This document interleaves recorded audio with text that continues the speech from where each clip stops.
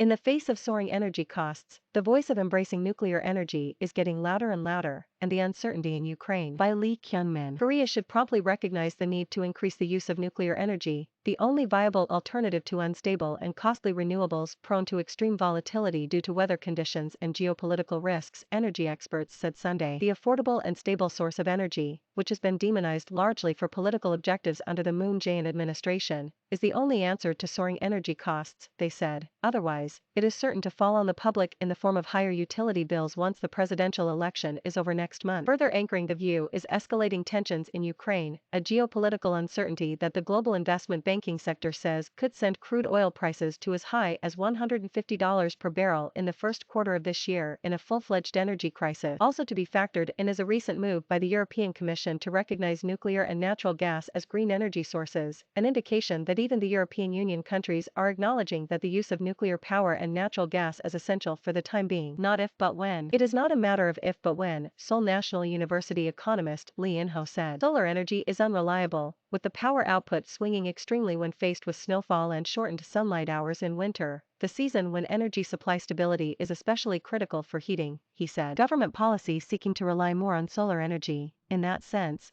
means people being asked to risk not having a house with a heating system working in the cold, he said. It might sound a bit exaggerated at this point, but this is not completely out of the question with surging liquefied natural gas prices factored in. Korea will have to increase the much-blasted energy source, or brace for an energy crisis similar to the one in Europe, if Ukraine tension intensifies and triggers a supply shock. Years of railroading the nuclear phase-out policy, a key green growth initiative under the Moon administration, has failed to achieve any material improvement in environmental conditions, all the while living expenses are surging, compounded by rising inflation brought on by pandemic-induced liquidity, according to another expert. No current energy sources can fully replace nuclear power, Korea University professor of resources and energy economics Park Ho-jeong said. Korea has until recently pushed further the carbon-neutrality initiative, a grand objective without any means to make it happen, in his view. The Korean Resource Economics Association said the government seems adamant about meeting the net zero emissions goal, as illustrated by revisions to a slew of relevant laws to make it binding for the private sector. But how high the cost will become and at whose expense remains undiscussed, a responsibility to be borne by the next administration. The EU announced its plan February 2 to classify natural gas and nuclear power as green investments, despite fierce protests from Germany and 4 other nations. This prompted the Korea Economic Research Institute to recommend that Korea revise its K-taxonomy, the Korean version of the EU taxonomy, to follow suit. The taxonomy is a set of guidelines for green and sustainable investments outlining eligibility for state grants.